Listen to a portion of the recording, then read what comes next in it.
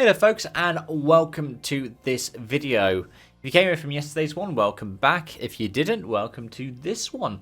I'm going to be giving you an update on my best drivers list for 2025 and an end of February update as well. I thought it'd be quite nice to do that. Lots of events have had multiple rounds now that I can judge based off of.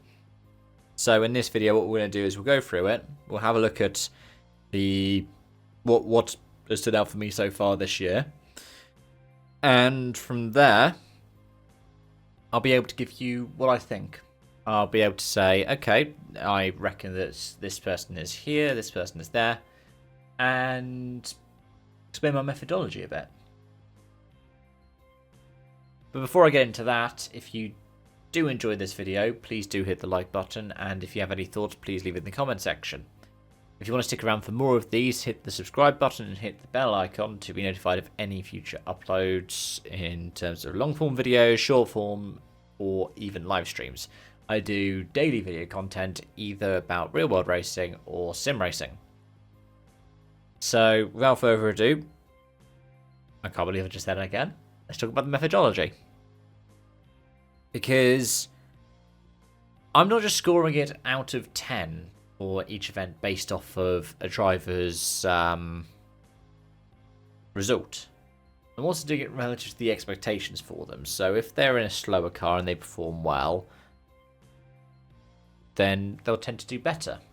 Unless they're known to be, a world quality driver. So for example, if Max Verstappen was in last year's Sauber and he got a P8, that would be a 9 out of 10. Likewise, let's take some of the Sergio Perez performances last year that would have been 2 or a 3. Because each driver will have their own expectations to be based off the teams they're in, the cars they're in, and generally how they get on. There's some interesting results in here. Even after a couple of events, there's some method to the madness. Because there are going to be some outliers. For example, Nick Tandy's only had 1 start so far, and he was part of a winning lot in the Daytona 24. And since that meant that he has won every major 24-hour enduro, he got a 9 out of 10. Likewise, there are some drivers who've already done 1 event and gotten 8. Seb Ogier, Zidar Raji, Johan Russell. I even gave an 8 out of 10 to Jimmy Johnson. And likewise, there are going to be some erroneous underperformers as well. For example, Louis Delatraz or Carlos Sainz or Sebastian Loeb. Who all got 3s from their 1 start that I've measured so far. I haven't done Abu Dhabi as a challenge. I also haven't done anything for the V8 Supercars because I want to sit down and watch them, and the same for the British Rally Championship. Reminds me, I'll probably go in and add that to my sheet after this. So as of right now, I think 270 drivers have got points on the board apparently. Let's talk about them, and let's talk about the ones who've done more than 1 event. Starting off with the person who's at the top. Because at the top of my list is Oliver Rowland. I think he's done a brilliant start to this season. I mean, the thing is, I expected him to be fighting for the title, but I didn't expect him to be at the pointy end every single race. Now, because I'm doing 2025, the first round of this season of Formula E I included in last year's results.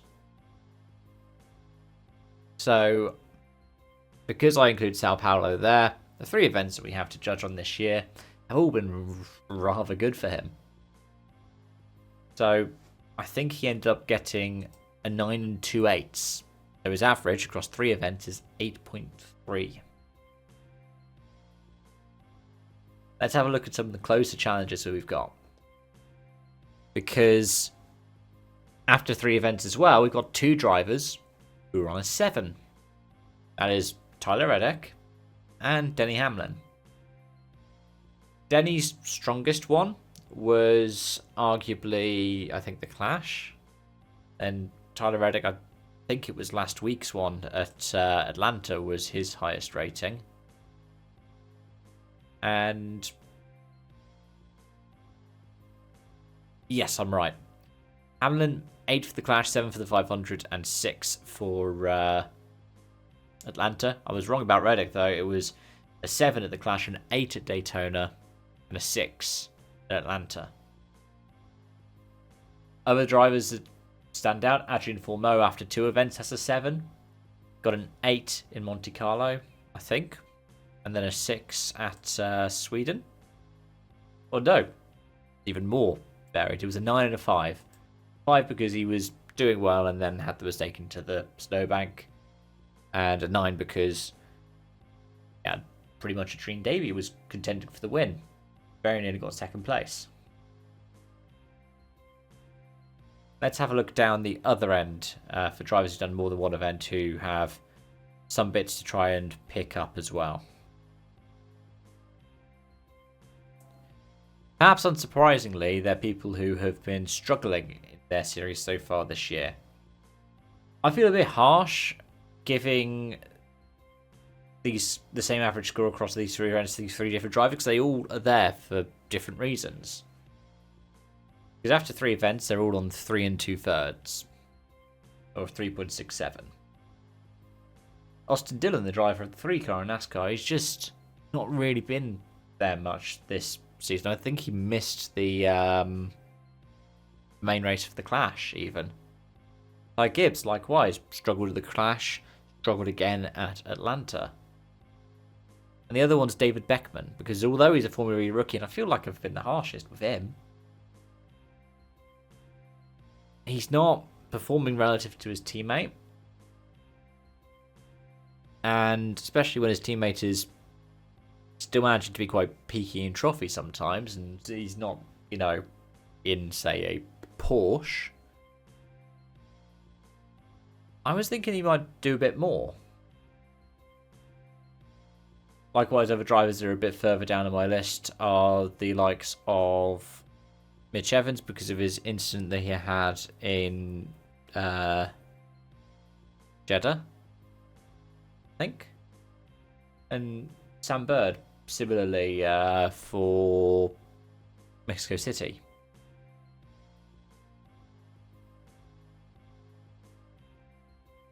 But a couple of other interesting ones to note. I mean, I think Elfyn Evans has done pretty alright so far this year. Likewise, Taka Katsuta and Noi Tanak are both on a 6.5.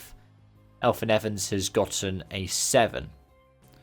I think it's because over the course of the Monty weekend, I gave him a 6, and then I gave him an 8 for Sweden. My highest for Sweden was Taka Katsuta. I gave him a 9 in WRC Rally Sweden because it was his best performance to date.